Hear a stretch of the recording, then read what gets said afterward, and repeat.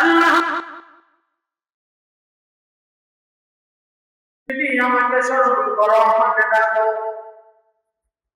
আমি আল্লাহ তোমাকে স্মরণ করো। তুমি যদি আমার দিকে এক হাত অগ্রসর হও, আমার রহমত তোমার দিকে 2 হাত অগ্রসর হবে।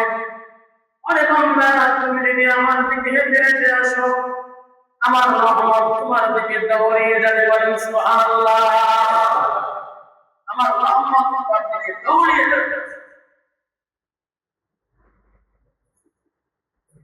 অতএব পৃথিবীর মধ্যে মানুষের এত বালা মুসিবত কি জন্য হয়? আমরা তো নামাজ পড়ি, আমরা যে ইবাদত করি, আল্লাহকে ডাকি, তারপরও দেখা যায় মানুষের অসুস্থ, বালা মুসিবত, বিভিন্ন পেরেশানি হয় কি হয় না? বলেন হয় কি হয় না? পেরেশানি হওয়ার জন্য 3টি কারণ। কয়টি কারণ? মানুষের যে পেরেশানি, বালা মুসিবত আসবে, তার কারণ হলো কয়টি? 3টি কারণে মানুষের উপরে এত অত্যাচার, এত নিপীড়ন, এত জুলুম, এত বালা মুসিবত, এত কষ্ট। প্রথম নম্বর কারণ হলো গুনাহ। প্রথম নম্বর কারণ কি? গুনাহ। আমাদের গুনাহের কারণে এত বালা মুসিবত আমাদের, এত কষ্ট। কারণ আমরা গুনাহ করি বেশি। কি বলেন, ঠিক ঠিক না? আমরা গুনাহ করি। আল্লাহ রাব্বুল আলামিন বলেন যে আল্লাহ মানুষের প্রতি কোনো জুলুম করেন না। আমার তেলাওয়াতকৃত আয়াতের মধ্যে আল্লাহ বলেছেন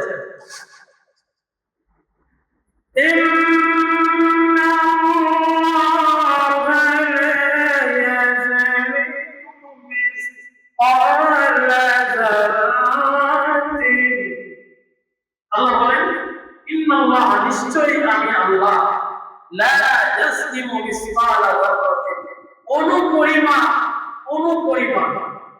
অনুপরিমাণ বুঝেন?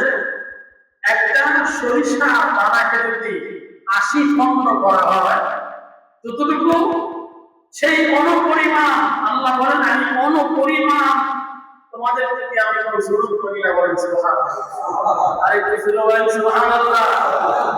আল্লাহ বলেন আমি অনুপরিমাণ তোমাদের প্রতি কোনো জুলুম করি না, বরঞ্চ ইনতাকু হাসানাতান ইউযাইফুহা, যদি তোমরা কোনো নেক আমল করো, কোনো ভালো কাজ করো, ভালো কর্ম করো, তাহলে ইউযাইফুহা, আমি সেই ভালো কর্ম, ভালো কাজটাকে আরো দ্বিগুণ বাড়ায় দেই। বলেন সুবহানাল্লাহ।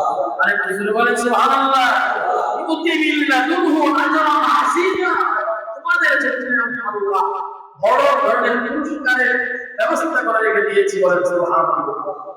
আল্লাহ বলেন যে আমি তোমাদের প্রতি কোনো জুলুম করি না, অনুপরিমাণ জুলুম আমি আল্লাহ তোমাদের জন্য করি না। তবে তোমরা যদি কোনো নেক আমল করো, সেই নেক আমলটাকে আমি আরো বাড়ায়া বৃদ্ধি করে তোমাদের জন্য সুন্দর ভালো পুরস্কারের ব্যবস্থা আমি আল্লাহ করে রেখে দিয়েছি। বলেন সুবহানাল্লাহ।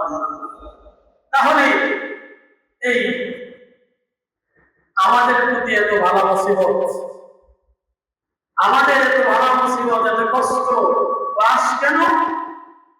আমাদের নিজেদের কামাই, নিজেদের অর্জন আমরা গুনাহ করি।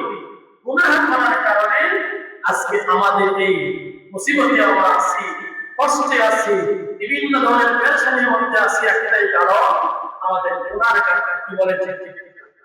এজন্য আল্লাহ রাব্বুল আলামিন বলেন যে জলে এবং স্থলে যত বিপর্যয় আসে, এগুলো সব তোমাদের কারণে। আল্লাহ সূরা রূমের 41 নম্বর আয়াত আল্লাহ বলেন ظهر الفساد في البر والبحر بما كسبت أيدي الناس। الله أكبر। الله أكبر. ظهر الفساد في البر والبحر, জলে এবং স্থলে যত বিপর্যয় তোমাদের কাছে আসছে, বিমা কাসাবাত আইদিন নাস, এটা হলো তোমাদের হাতের কামাই। তোমরা তোমাদের অর্জনের কারণে আজকে তোমরা মুসিবতে আছো, তোমাদের গুনাহের কারণে আজকে তোমরা মুসিবতের মধ্যে পড়ে আছো। একমাত্র গুনাহের কারণে তোমরা যদি গুনাহ ছেড়ে দাও তাহলে তোমাদের কোনো মুসিবত থাকবে না। বলেন সুবহানাল্লাহ। মুসিবত একমাত্র তোমাদের গুনাহের কারণে। এখন আসুন, একটা মানুষ সে পুকুর থেকে পানি সংগ্রহ করে, পুকুর দিঘি যাকে বলা হয়, পুকুর বা কুয়া, সেই কুয়া থেকে পানি সংগ্রহ করে। হঠাৎ করে সেই কুয়ার মধ্যে যদি কোনো বিড়াল পরে মারা যায়, মারা যাওয়ার পরে সেই কুয়া থেকে গন্ধ, পানির মধ্যে গন্ধ চলে আসে। এখন যদি সেই মানুষটা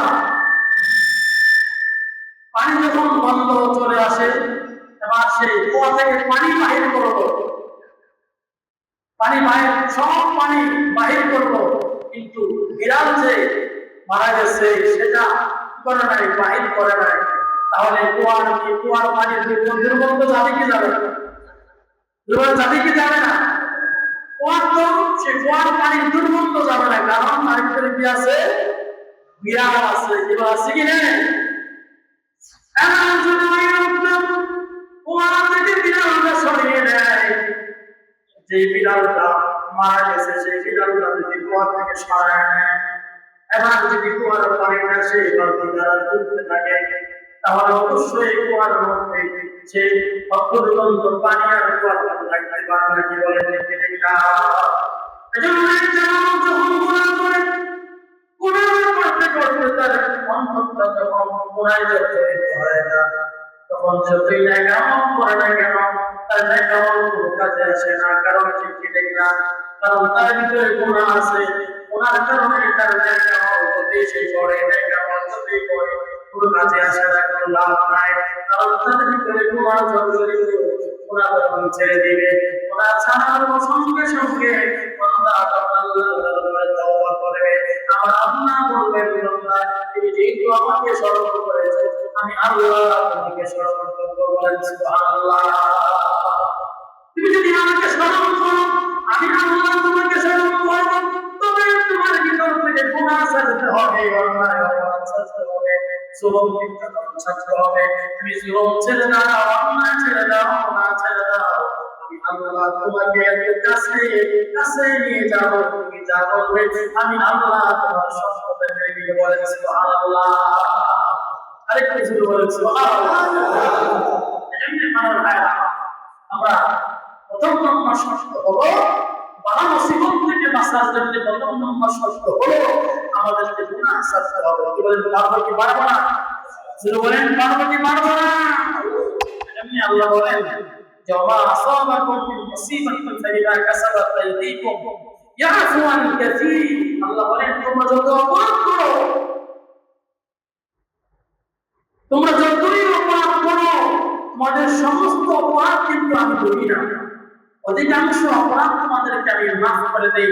ইয়াফু আন কাসীর। আল্লাহ বলেন যে ইয়াফু আন কাসীর, এত পরিমাণ অপরাধ তোমাদেরকে মার্জন করে দেই, তোমরা কল্পনা করতে পারো না।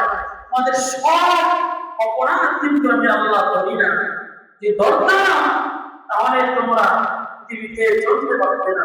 আমি আল্লাহ তোমাদের কোনো পরিমাণও তোমাদের উপরে জুলুম করি না, কারণ তোমরা যত ন্যাক আমল করো, অল্প কোনো পরিমাণ ন্যাক আমল যদিও করো, সেই ন্যাক আমলটাকে আমি আরো বৃদ্ধি করে দিই। সুবহানাল্লাহ। ইউযাইফু মান ইয়াশা, ইউযাইফু, আমি সেটাকে বৃদ্ধি করে দেই, কারণ কোনো পরিমাণ ন্যাক আমল করে সেটাকে বৃদ্ধি করে দেই। তুমি যদি গুনাহ করো, গুনাহ করার পর আমি সেটা দেখি বান্দা আল্লাহর কাছে তওবা করে কিনা, আমার কাছে তওবা করে কিনা, তখন তুমি তওবা করো, তখন আমি গুনাহটা বিপদ আমার ফেরেশতারা সেটা লিখিত কোরআন সেটা এখানে শেষ করে দেয়। আর তুমি যদি ন্যাক আমল করো কোনো পরিমাণ, সেই ন্যাক আমলটাকে সঙ্গে সঙ্গে আমার ফেরেশতারা কিরামান কাতিবিন সেটা লিখিত করে দেয়। বলেন সুবহানাল্লাহ। আল্লাহ দয়া আছে কি না? জোরে আছে কি না? আল্লাহ দয়া যদি না থাকতেন তাহলে আমরা পৃথিবীতে চলতে পারবো। আল্লাহ দয়া আছে বিধায় কত অপরাধ আমরা করতেছি। যদি মনে করি আমার অপরাধ কেউ দেখে না, যদিও মনে করি আমার অপরাধ কেউ দেখে না, গোপনে কত অপরাধ করি, কিন্তু আল্লাহ বলেন গোপনে করো আর প্রকাশ্যে করো, যাহা কিছু করো আমি আল্লাহ তোমাদের পিছনে 4টা রাত সাক্ষীর চরিত্র করে রেখে দিয়েছি। বলেন সুবহানাল্লাহ। 5টা রাত সাক্ষী, বলেন 5টা রাত সাক্ষী। এই জমিন তোমার জন্য রাত সাক্ষী। এই জমিনের উপরে বাহাদুরি করো, ক্ষমতা দেখাও, জমিন তোমার আমার বিরুদ্ধে আল্লাহর দরবারে সুপারিশ করবে, আল্লাহর দরবারে আমার সবকিছু বলে দেবে।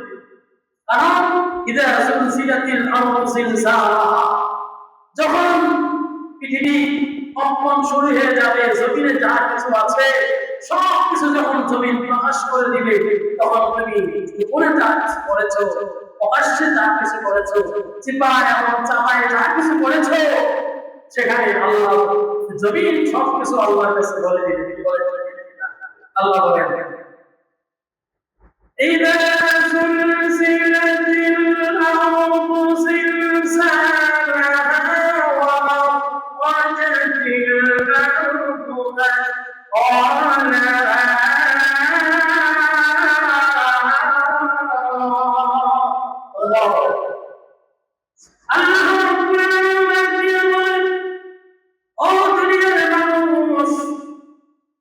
আমি আল্লাহ তোমাদেরকে অত্যন্ত মায়া করে ভালোবেসে সৃষ্টি করেছি। দুনিয়ার জমিনে যদি কোনো অন্যায় করো, অপরাধ করো, সেটা আমার মনে কষ্ট লাগে, কারণ আমি তোমাকে অত্যন্ত ভালোবেসে পৃথিবীতে সৃষ্টি করেছি। কারণ তুমি আমার ইবাদত করবে, আমাকে চিনবে। তোমার পিছনে আমি আল্লাহ 4টা সাক্ষীর চরিত্র করে রেখে দিয়েছি। সেই সাক্ষীর মধ্যে হলো জমিন তোমার জন্য সাক্ষী। জমিনের উপরে তুমি যত বাহাদুরি করো না কেন, দুনিয়ার জমিনে জমিনের উপরে যত অন্যায় অপরাধ করো না কেন, আমি আল্লাহ তার সাক্ষী হিসাবে জমিন তোমাদের মাঝে স্থাপন করে দিয়েছি। জমিন আমার হুকুম অনুযায়ী চলে। এই জমিনের মধ্যে তুমি 10 তলা 20 তলা 50 তলা বিল্ডিং বানায় না, জমিন আমার হুকুম দিয়ে জমিন স্থির হয়ে দাঁড়িয়ে থাকে। আমি যখন জমিনকে বলি ইদা সুলসিলাতিল আরদু জিলজালাহা, ও জমিন তুমি কম্পন শুরু করে দাও, তখন জমিন লাফা শুরু করে দেয়। আর জমিন যখন লাফা শুরু করে দেয়, তখন দুনিয়ার জমিনে কম্পন শুরু হয়ে যায়, ভূমিকম্প শুরু হয়ে যায়। ও দুনিয়ার মানুষ, সেই ভূমিকম্প যখন শুরু হয়ে যায়, তখন তুমি কিন্তু আমি আল্লাহকে বেশি বেশি ডাকতে থাকো, হে আল্লাহ তুমি আমাকে বাঁচাও, আমাকে বাঁচাও। কিন্তু আমি আল্লাহ আমার জমিনকে স্থির করে দেই, কি আমার বান্দা আমাকে আবার স্মরণ করে কিনা, বলেন সুবহানাল্লাহ।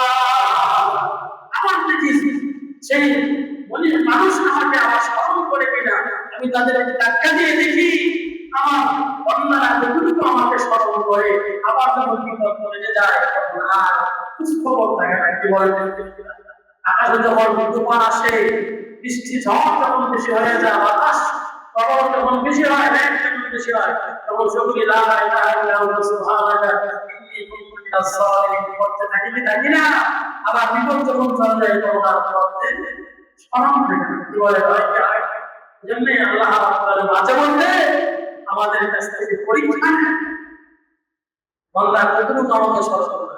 এমনি মুসিবত সেটা আসে, মুসিবত একমাত্র আমাদের হাতের কামাই, বড় মুসিবত একমাত্র আমাদের হাতের কামাই। যেমনি আমরা আমাদের নিজেকে আমাদের নিজেকে গুনাহ থেকে বাঁচাই এবং আমাদের পরিবার পরিজনরা তাদেরকেও গুনাহ থেকে বাঁচার জন্য তারা তো বাঁচতে পারে, তাদেরকে আমরা সেই আদেশ উপদেশ দিব। আল্লাহ পাক আমাদের সকলকে যেন গুনাহ ছাড়তে পারে, গুনাহ থেকে বাঁচতে পারি। আল্লাহ আমাদের সকলকে তৌফিক দান করেন। সকলে বলি আমিন।